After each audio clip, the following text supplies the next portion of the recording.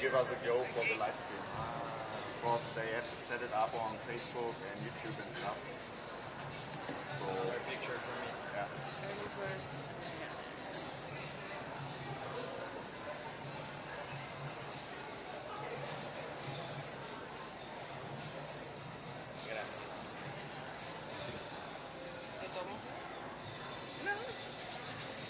So we can start. Welcome to the Urbanism Space. I'm really happy to have you. The goal of the Urbanism Space is to gather people all over and to connect people, and especially people from the digital area who do innovative stuff. And that was the idea, to cooperate not just at the Urbanism Space in general, but for this talk with Marife Bosch-Garcia, and she works for the Frankfurt Book Fair, and to invite you guys from Brazil, Chile and Mexico. I assume they couldn't make it, but we still can talk about their companies. So you're welcome in the Urbanism Space. I just met you, got to know you. You're from Chile, right? Yeah. So welcome to you too. And the idea is always to gather people who do innovative stuff and to talk about it. That's why we do this round format, so to speak. And maybe Marife can say a few words concerning the perspective of the Frankfurt Book Fair. Yes, hello to everybody. Nice having you here, and I'm very proud to have some Latin American colleagues at this area, at the Urbanism Space, because it's mainly German what we present here. So the idea was not only to have the traditional stands with the traditional publishers, because there you don't see what is happening on the digital level. And we thought that, however, Chile has a representative in the Chilean stand, and Brazil has representatives in the Brazilian stand, but you don't see them since it's virtual, digital. So we thought that it would be good to talk about different initiatives. And the Mexican colleagues, who unfortunately couldn't make it after the earthquake, it has become quite difficult there. And, well, they sent a small text with some information and also some slides which will be presented later on.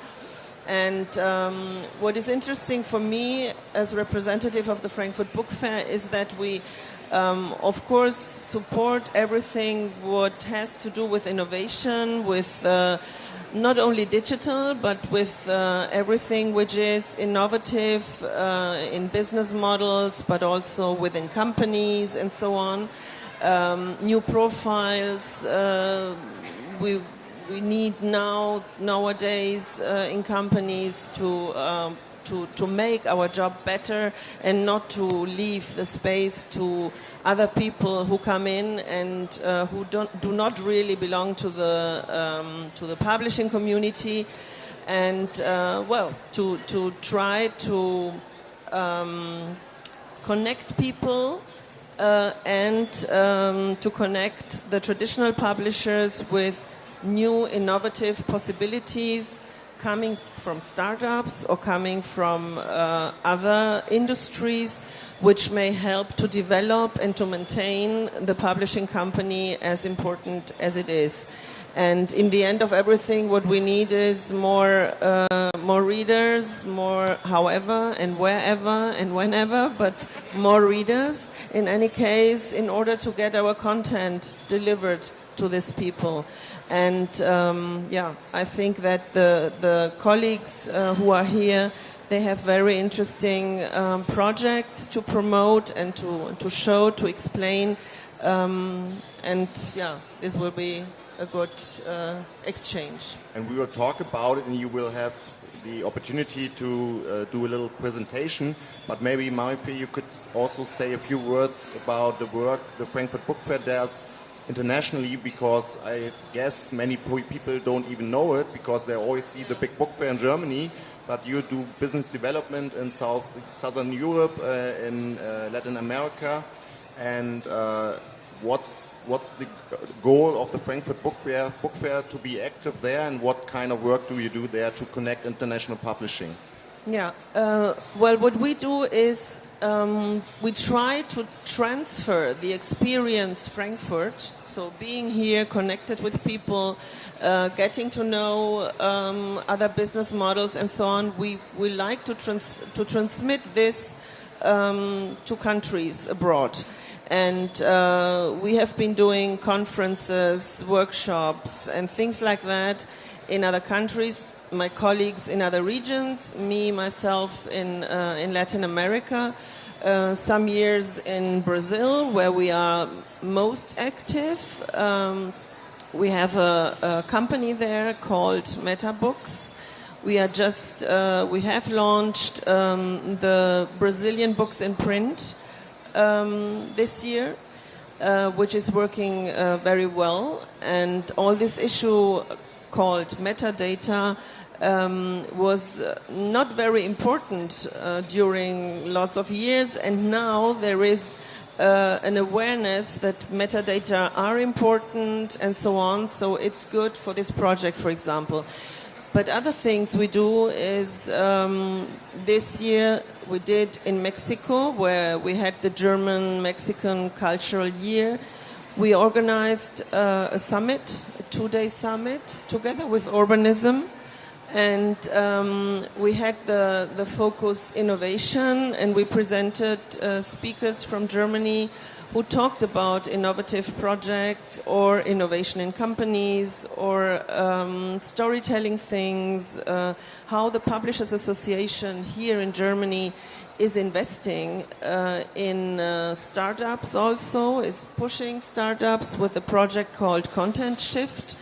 What people here may know and may have seen, and bringing these ideas to Mexico, sharing this kind of experience with that country in order to also suggest probably things we are doing to be adapted to their market, because I think that that's the way to cooperate somehow, and also to professionalize people abroad in order that they can come here and do their business here and be part of this global community. And I guess that's how you got to know each other. So you talked about the Frankfurt experience. Maybe the question to you guys, Henry, what's the Frankfurt experience to you, and what's the motivation to come to Frankfurt and to connect with the publishers here in Germany? I think for me, Frankfurt is the best way to show what's going on in the book industry in a few days. So it's my 3rd time here. I have a different experience in each year, because in the first year I was in a publishing house. So I came with that vision, and in the second year with a digital vision, and now with a more big vision and seeing the big picture. So for me, the best opportunity to talk, to reconnect with colleagues from Latin America, from Germany. But it's for me the big opportunity to see what's going on in the book industry around the world. I try to take these days at the book fair. One part for to do business, a lot, business, work, and the other part is to see what they are doing, to work, to see what they are doing the Germans, Koreans, and to learn. It's my time to learn and get ideas to go then to South America and try to implement them there. What's your experience of Frankfurt? Surprise! I think, right, like Javier, my experience is to learn a lot and to do business also, and to make networking, a lot of networking, and know people, talk to many people, and look a lot and speak with people also. So what does the Frankfurt Book Fair offer to promote innovative publishing? I mean, that's what we will be talking about. So you can present your companies. That's how we came together. You are founders, you do innovative stuff, and that's what we want to have, want to be the platform for. But what is kind of the range of the Frankfurt Book Fair to promote that, and where should people look if they want to get in touch? Well, I think that we need to look at the stands of the publishers. We have been talking to the organizers of the Chilean stand. We have been, together with Andre, we have been talking to the people who organize the national stand from Brazil in order to think on how these digital initiatives may be seen there, because it's everything very book-oriented. And I think the stand conceptualists should incorporate into this presentation also something showing what is happening on the digital level, because there are more and more companies like Javier's or Andres that should be represented within this national context, so that people see, oh, this is also Brazil, or this is also Chile. It's not only the books I'm seeing there. And this would help also to change the image of the countries, because by now you have only, it's very much, but you have only the print world demonstrated, visible. So the idea is like a little bit consultant. I understand my job as a consultant sometimes, and to talk with the organizers and say, well, think about, of course we have the hotspots, and you can go to the hotspot and there you are one more, but probably a government who is supporting part of this booth could also understand that this different cultural industries should be at the booth too, and not only the publishing. And this would be something interesting for all, for us, but also for each country, because the diversity of their culture is much better shown to everybody, and you transmit culture and business to all the others. So I think that would be a nice scenario for the next years. So I think that's the perfect introduction. Please come to Chile. Yeah. I'm going in a few weeks. No, live there and work there. So you see, meet again, and that's the perfect moment to invite you guys to show what kind of innovative publishing goes on in your countries and in your companies. So who wants to go first? Andre? Me? So Okay, no problem. I will tell our colleague to activate the presentation.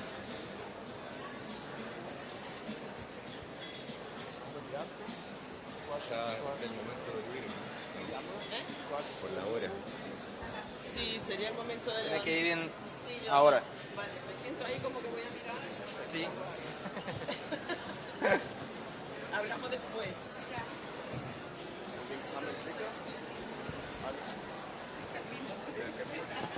Can I control using this?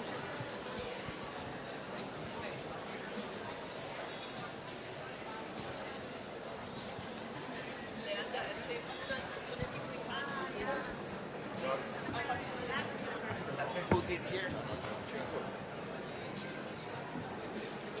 But you can see from here? Yeah. So, we are a Brazilian company, Coisa de Livreiro. Coisa de Livreiro is a kind of expression because everyone that works with books in Brazil, it's a livreiro. It's our expression for the book professionals. We are a basic marketing and business intelligence company for books, and we work with the whole chain of the book industry in Brazil, with publishers, with bookstores, with the authors. This is and we have two situations. We have clients that have a fixed contract with us, like a consulting company. It's between a consulting company and a marketing agency. We are in the middle. So we have this situation, and we have clients that came to make some campaign, to launch a book, or to do some promotional week or Black Friday or something like this. This is our numbers of the marketing campaigns from May to September of 2017. We made more than 160 campaigns, marketing campaigns. More than 900,000 readers are impacted directly through our campaigns. And we have, because we have, I need to choose to talk about this. We have a media hub, so we have some, we sell the campaigns through some channels, and we have a B2B channel in Brazil called Publish News, and we are the responsible to sell all the banners and email marketing and all the media slots for this channel. And we have the digital influencers. We have a casting of 15 digital influencers in Brazil, and I think in the German and Chile is the same. We call them booktubers. Are people that have a YouTube channel just to talk about books. So all these channels together have more than 2.3 million subscribers. 90% of the audience is in Brazil. And how many channels are there? 15. But we have a big ones and have a small ones. This is the, I have a laser here now? No? Is this? Yeah, exactly. Oh.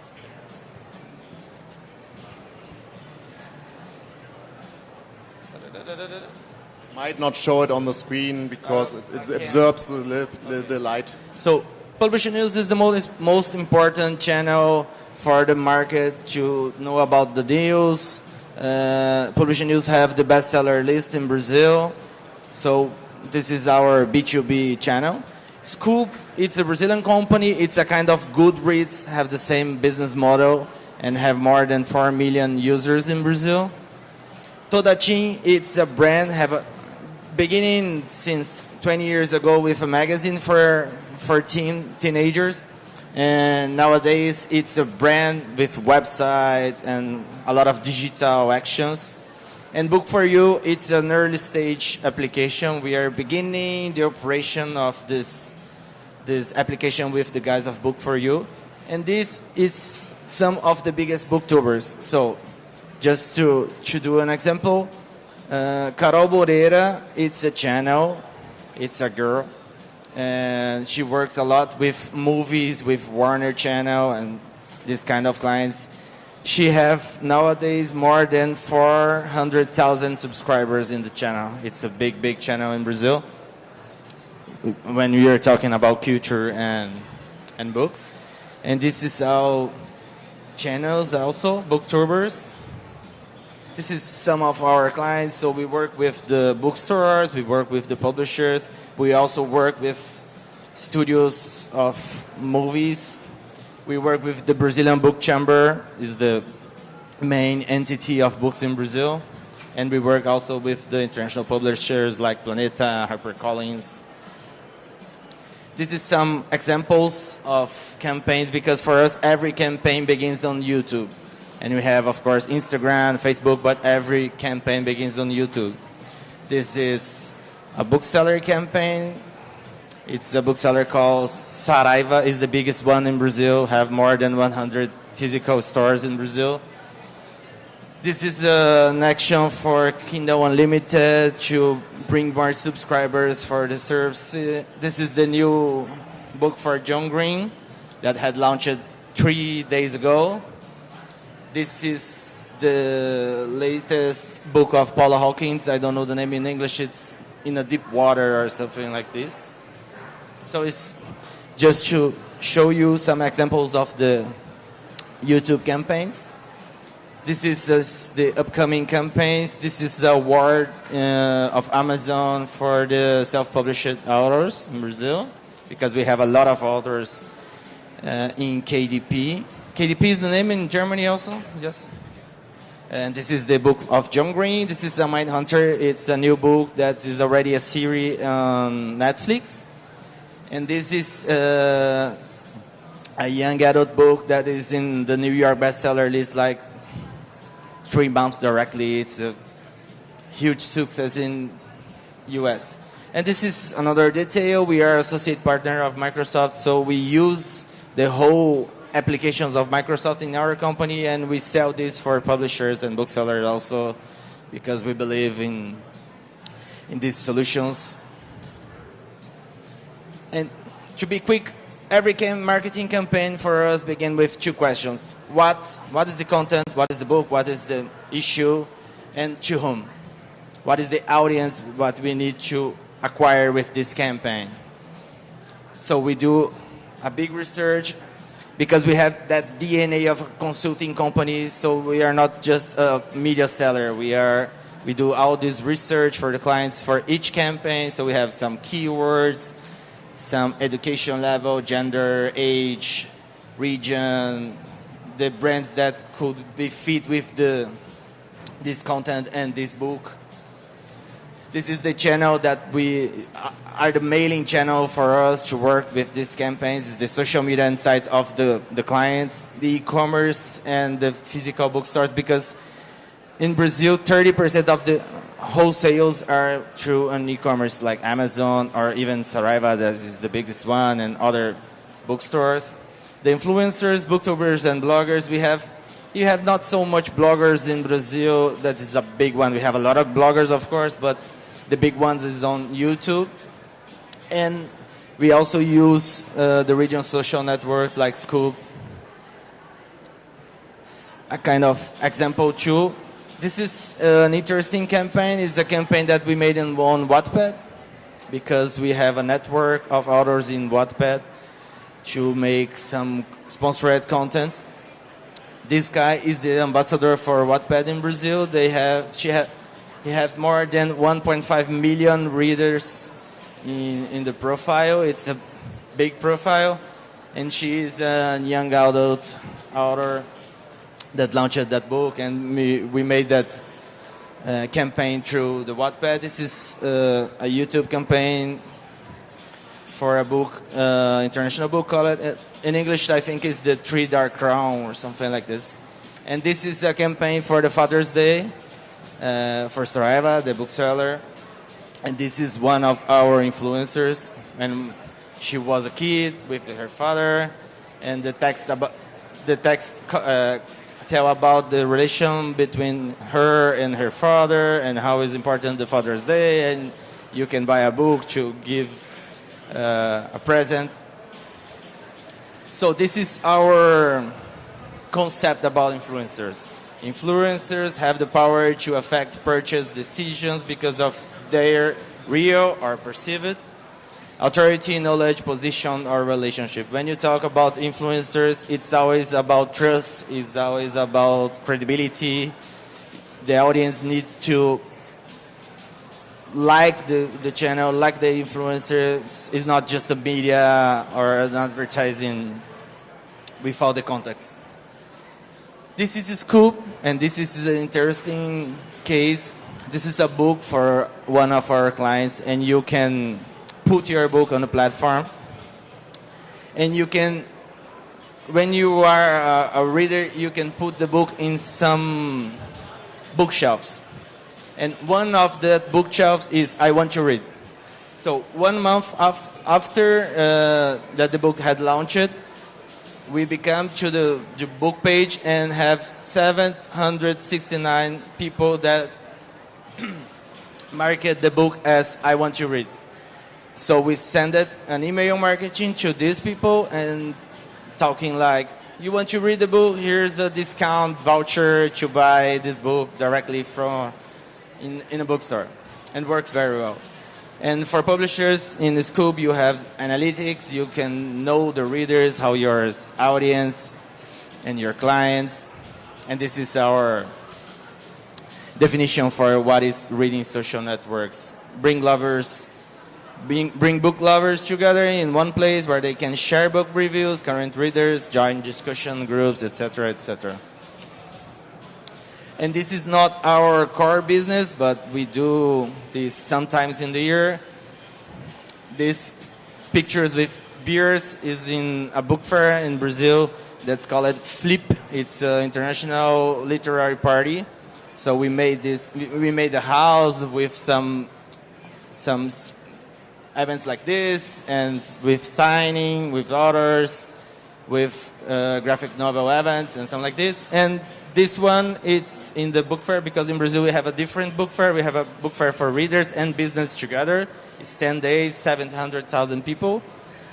So we made a digital space like Urbanism, not so beautiful, but like Urbanism, with a huge programmation with authors, influencers, publishers, talking about digital, innovation, books. And for us, events are these are contact points with your readers, partners, and audience, in an experience that makes them closer to your brand, your books, and of course, you.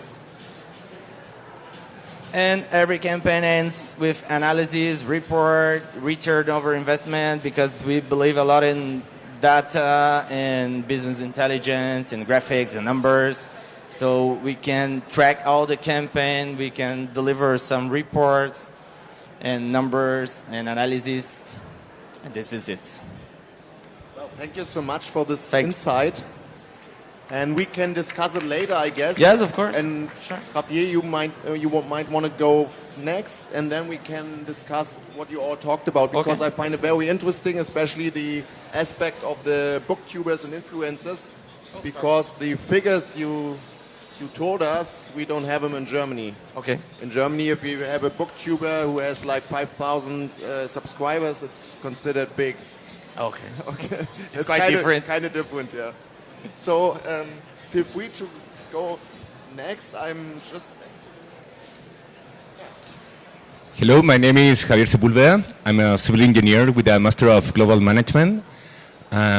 I'm a member of an honor society for academic excellence in business schools of the United States. I'm a fond of books, technology, and globalization. eBooks Patagonia was founded by me 7 years ago, and I have traveled to different books fairs around the world. eBooks Patagonia is a digital solution provider for the publishing industry. In these few minutes, I will talk about the problems that Chilean publishing industry faces and how our company has been growing and evolving to deliver a solution for those problems. Maybe some of those problems will be similar to other less developed countries. Okay, let's go. For example, world Spanish-speaking population is around 560 million people. Experts that says that total population is something more than 8,000 millions. Thus, people who speak Spanish account for less than 8%. It's a tiny percentage. As you can see, it's very small market compared to the English-speaking market, which is huge. Everybody wants to read a book and learn English. So what about Chile? Chile, look, that is the population in books. Chile is a small country with a total population of 17 million. It is less than Mexico City, Sao Paulo, Rio de Janeiro. In addition, according to a United Nations program, the average books read per capita in Chile is 5.1 books per year, pretty far for Nordic countries and Germany. So, problem number one, small Chilean population. We have to export our production. Apart from earthquakes, tsunamis, terrible fires in summer, we have difficulties to transport and export at a low cost. Geographically, we have the beautiful Andes, in the, which is a natural border, and at the same time it's a problem for transport and for commerce. And to the west, we have the Pacific Ocean, and that means that going to Europe and the east coast of United States and Mexico, we have to pay an extra cost, the Panama's Canal. So Chile is located at the end of the world, at thousands of kilometers away from the main markets. So to deliver a book takes long time, and in this modern society we have We want everything right away. So, problem number 2 for a country like Chile is time and distance. And if you have enough money for both, printing thousands of copies of each title and helping to pay transportation costs to be competitive at the final price in those markets, having the money as a publisher, one can afford to send copies abroad in order to be in stock at bookstores in the main cities of the Spanish market, like Mexico City, Buenos Aires, Barcelona, or Madrid. How many copies per title should be printed to be in the stores? I don't know, but what I do know is that most of the publishers don't have enough money and use their tiny annual budget only to print new books, and see how their catalog begins to die out because there are not copies available for some titles, despite still the publication rights. What about reprinting books? Old books? Just in special cases. Most of the publishers live with economical and cash flow problems, at least in Chile. So problem number 3, money and number of copies. On the other hand, the 2017 phenomena is the self-publishers, and as all of the countries, we also have self-published, and we usually hear these things. I gave my manuscript to several publishers and none of them answered back. I want my book in bookstores. My publishers did not want to print another edition of my book. It happened once and again, authors struggling to have their books published. So, in a year like this, with discussions about blockchain, artificial intelligence, robots, labor force threatened to disappear or evolve, one question could be how the technology will be helping this complex industry that we love so much. In eBooks Patagonia, what we do, we outsource the digital department of publishers. We are trying to provide a fast transition into the digital world and avoid them all the mistakes we have made in these 7 years. Among our traditional services, I can mention books layout in EPUB format, development of interactive apps based on children's books. We do global digital distribution, working with Amazon, iBookstore, Google Play, platform for libraries, Kobo, Overdrive, among other stores. And we have 3,000 EPUB titles from 70 different publishers from 7 countries. We have more than 500,000 ebooks, downloaded ebooks, and we are growing and growing every month. And we export digital content, both ebooks and also printed books. We're working with Amazon Print on Demand. Those titles are available in their printed format around the world. Technology is the way we think we can expand the market, guaranteeing the access to the books. And also, as a small company, but we have developed our own technology. It was a demand-driven technology. It started with a business school, began to buy only digital books for their students, and all the process associated to digital right management, DRM, from Adobe, was so boring and complex for them. And because of this, we tried to buy a solution, but it was so expensive for Chilean people. And then we have to develop our own app for this client. Then we're using a white label model to any publisher or institution can afford their own app by a small monthly fee. And this is my new, I love this, Gato Perro, cat dog. This is our new product, and it's focused on children, on students for schools. Gato Perro is an app. It is a school digital library with a package of 18 titles differentiated by grade. It's a mix of reading plan with those titles that students are forced to read for a grade, like a test. And we have another package with titles that are leisure readings that the students really want to read. It's an annual subscription. This means that when children pass to the next grade, the content in the app is actualized, updated to the new package of readings, of titles. Gato Perro is available for smartphone and tablets. In Chile, we have more smartphones than people. It's amazing.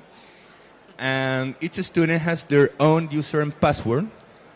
And they have a smartphone but no internet plans, mobile plans. So they use free Wi-Fi to download first the app and then the book to be saved on their devices, guaranteeing the access to read. We have developed alliances with big publishers to get the titles students have to read, and those ones they are motivated to read for pleasure. And one of the main objects of this is no matter if you're rich or poor or live in Santiago or in a rural area or in an island, we have a lot of islands in the south, printed books usually don't get to them. So with this technology, with an EPUB, an ebook format, everybody can access the books they are reading in the private schools in Santiago. So for me, it's very important, and it's our contribution to education. Something from Gato Perro, and okay. To end this, the massive access to books and the content of the creative industry have opened up opportunities never seen before in the education, as well as in the leisure field, both for people looking for content and creators who see their border expand.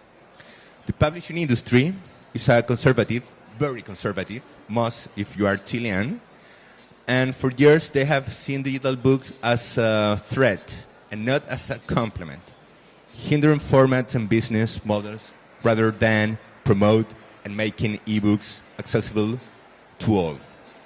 This is a long-term trial and error learning. Therefore, better trained publishers will serve better the digital tsunami. And finally, I am convinced that reading generates more connected people.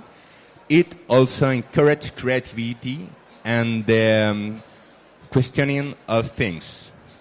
From eBooks Patagonia, we are providing a grain of sand to the digital revolution, and a wave that has been growing for decades and only grows more quickly. And it's a long road to walk. Thank you so much, Javier.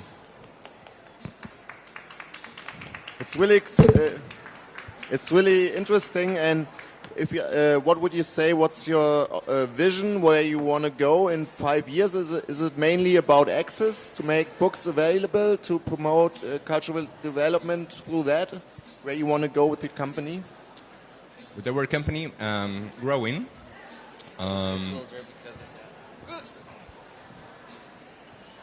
growing and expand our borders. We are starting with the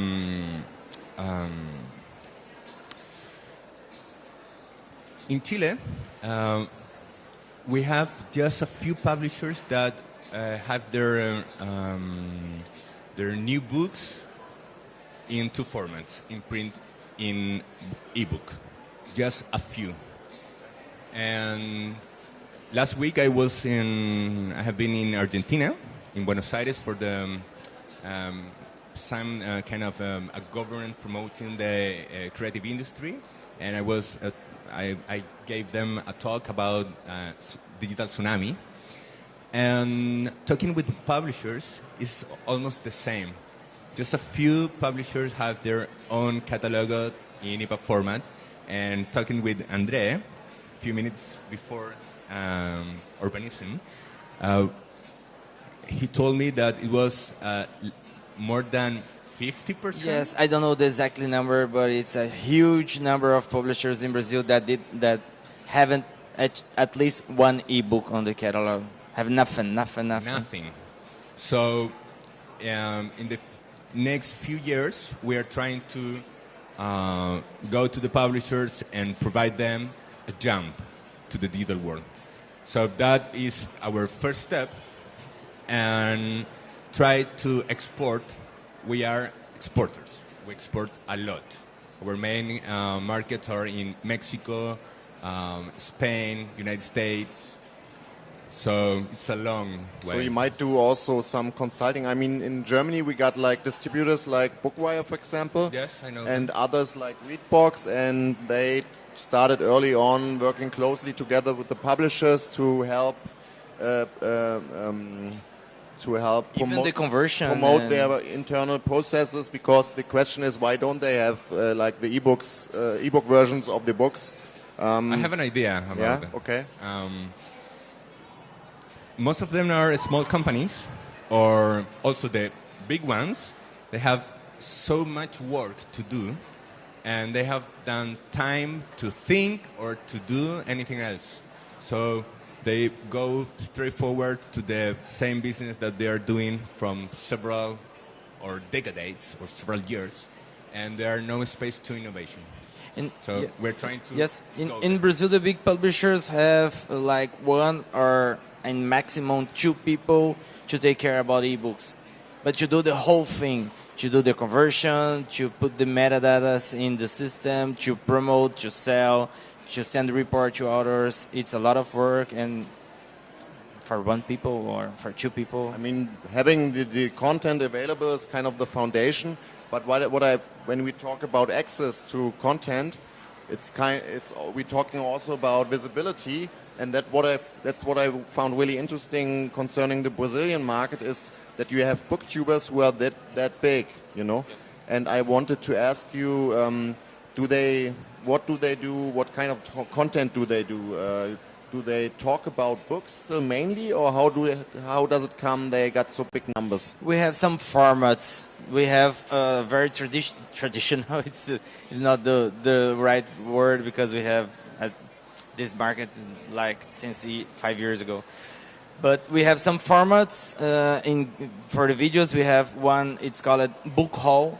So the booktuber calls what book or what books they will read on that month and show the books, but it's a quickly presentation of each book. We have videos for one book only, so the publisher came to us and say, oh, I need to launch this book, so I need a campaign exclusively for this book. So we made a video just for one book. It's an exclusive video for the books. We have books of like the booktuber will travel and make a video talking about this travel, and we have a product placement in the video to, oh, I will travel, and when I travel, I will read this book. But the video, it's about travel, not about that book. So we have some formats. I think this is the 3 formats that we most use in the campaigns.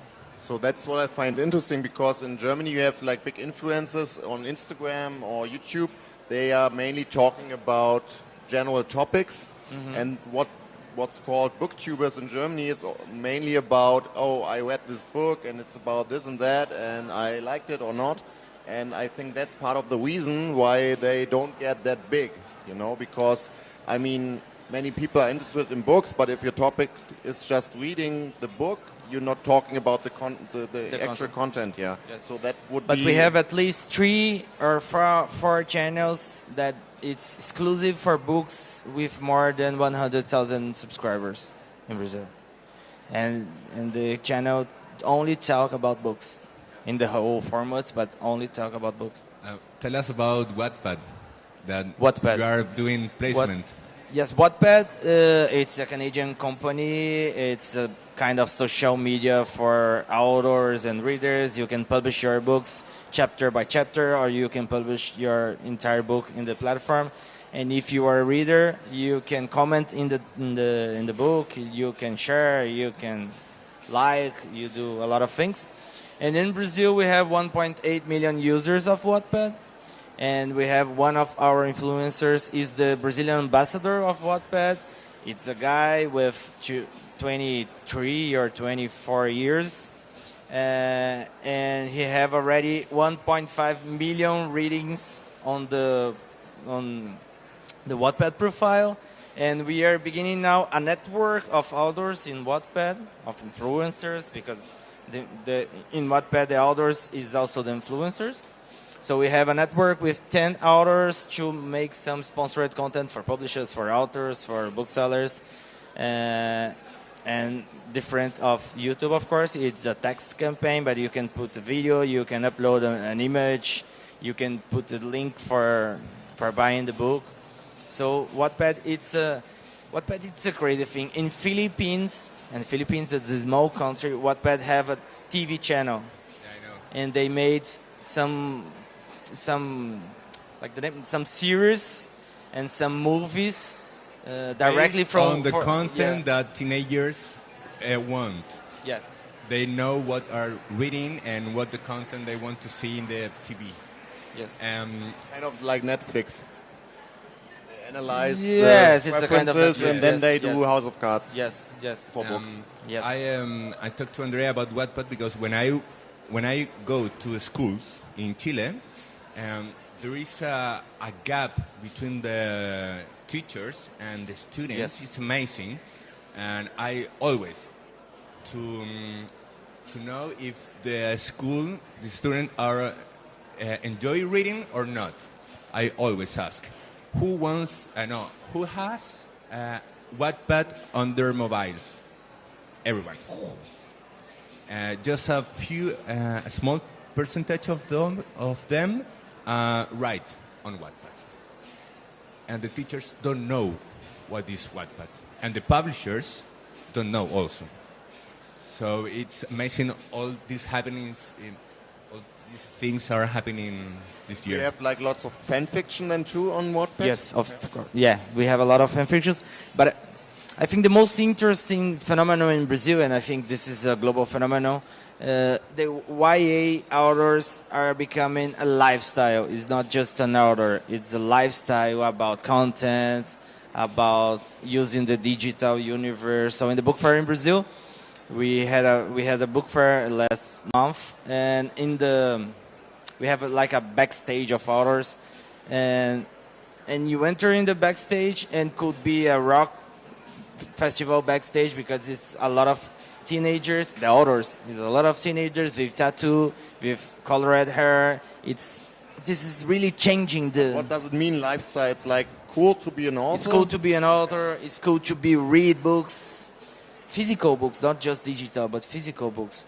So this is a big change in Brazil, and I think this is not just in Brazil, but we have Like this. vintage reading. Yeah. But we really have this disconnection between the teachers and the students, or the old publishers and the new ones.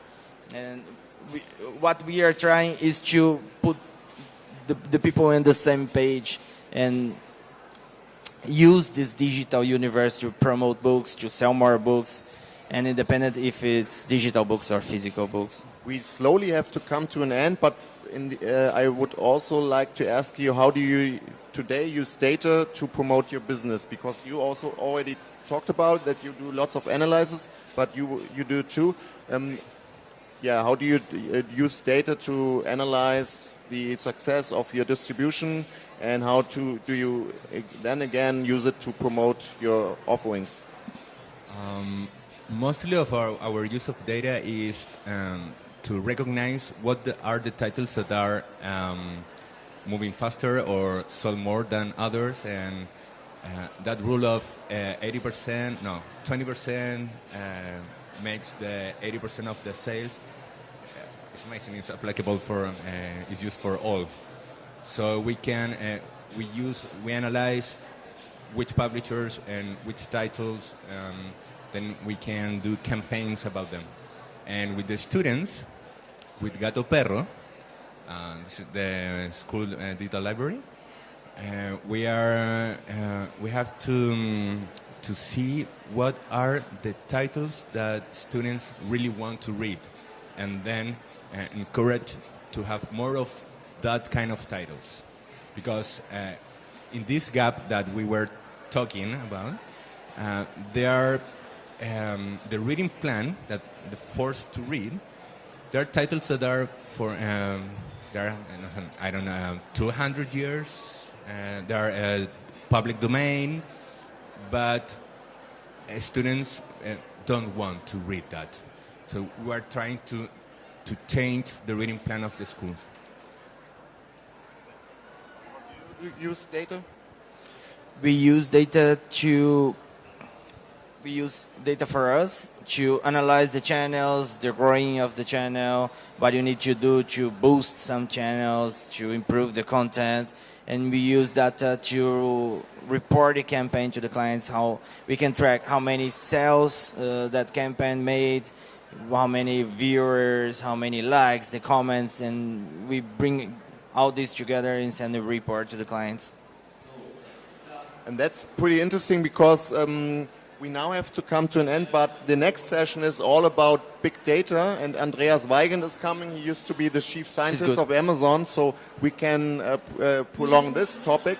And afterwards, the next session is with the Next Media Accelerator, and they do lots of promotion for startups in Germany. I can introduce you guys, but in this moment, thank you so much for being here, for giving us some insights, and I hope you stay around a little longer. Thank you. Thank you, Leander.